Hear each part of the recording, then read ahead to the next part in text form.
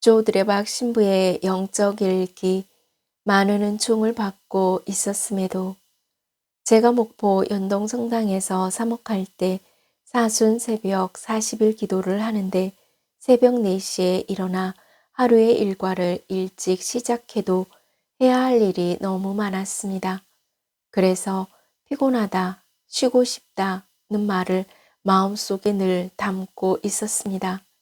특히 그 당시에 간절히 원했던 것은 아무 일 하지 않고 방에서 온종일 책이나 보면서 뒹굴뒹굴 하고 있었으면 좋겠다는 생각을 많이 했습니다. 그런데 저에게 그러한 기회가 온 것입니다.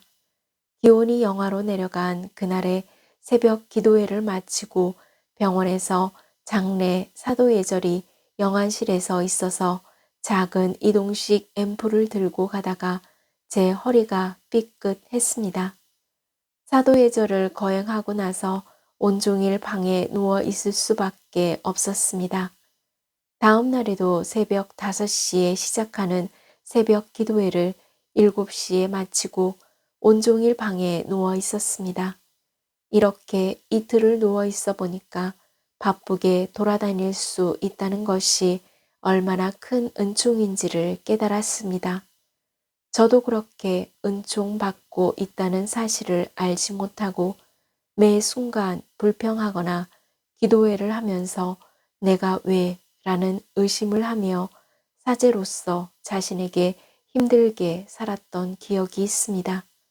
많은 은총을 받고 있었음에 그 은총을 미처 몰랐고 많은 기쁨을 누리고 있었음에도 그 기쁨에 감사하지 않았던 것입니다. 나에게 의심을 품지 않는 이는 행복하다. 아멘. 오늘 복음에 나온 세례자 요한은 광야에서 단식과 기도 생활을 하면서 예수님의 길을 열심히 준비했고 열정적으로 사람들에게 예수님을 알렸습니다. 그런데 그 세례자 요한도 의심을 품었습니다. 세례자 요한은 두 제자를 주님께 보내어 여쭙게 하였습니다. 오실 분이 선생님이십니까? 아니면 저희가 다른 분을 기다려야 합니까?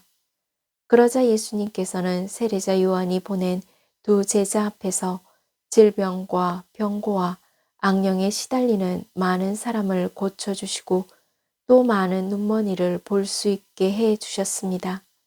그리고 예수님께서는 두 제자에게 보고 들은 것을 세례자 요한에게 전하라고 하시면서 이 말씀을 덧붙이십니다. 나에게 의심을 품지 않는 이는 행복하다. 아멘. 사랑하는 고우님들, 세례자 요한은 별의별 생각을 다 하면서 아마 힘들었을 테고 그래서 자신의 제자들을 예수님께 보냈을 것입니다. 마찬가지로 고우님들의 삶 안에서 이러한 의심을 버리지 못한다면 자신의 삶에 대해서 만족을 하지 못하는 것은 물론 그 결과 행복해질 수가 없는 것입니다. 특히 오늘 기념일을 맞이한 십자가의 성요한 사제의 적극적이고 능동적인 신앙생활을 영적 창가에서 이렇게 말합니다.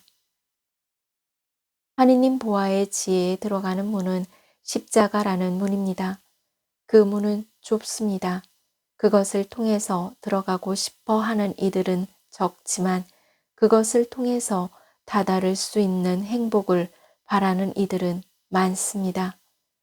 그래서 제가 오늘 묵상한 것은 성 요한 사제가 말씀하는 십자가의 문이란 모든 의심에서 벗어나는 길이라고 생각합니다. 의심하지 않는 이는 행복한 사람이다. 그러므로 적극적이고 능동적인 신앙생활은 바로 의심을 하지 않고 하느님을 믿는 십자가의 문을 들어가 걷는 것임을 깨닫습니다. 지금 고우님들이 살아가고 있는 삶이 힘들지라도 주님의 사랑은 고우님들의 주위에서 환하게 빛을 밝히고 있을 것입니다. 준비하고 기다리십시오. 주님의 사랑이 고우님들과 여러분과 함께 하실 것을 믿으시기를 바랍니다. 왜냐하면 예수님은 물음표가 아니라 마침표이시기 때문입니다. 그래서 예수님께서 말씀하셨습니다. 나에게 의심을 품지 않는 이는 행복하다. 아멘. 저 두레박사제도 의심을 품지 않는 마음으로 몸과 마음이 아픈 고우님들과 아픈 이들을 돌보는 고우님들, 그리고 고우님들의 자녀에게 주님의 치유와 회복의 은총이 임하시기를 기도합니다. 아멘. 영적 일기를 마무리하면서 주님께서 함께 하신다라는 말씀을 의심을 품지 않는 마음으로 믿고 기쁜 마음으로 구세주의 탄생을 준비하고 기다리면서 하느님의 자애를 입어 치유와 회복의 은총을 누리시기를 주님의 이름으로 강복합니다. 아멘.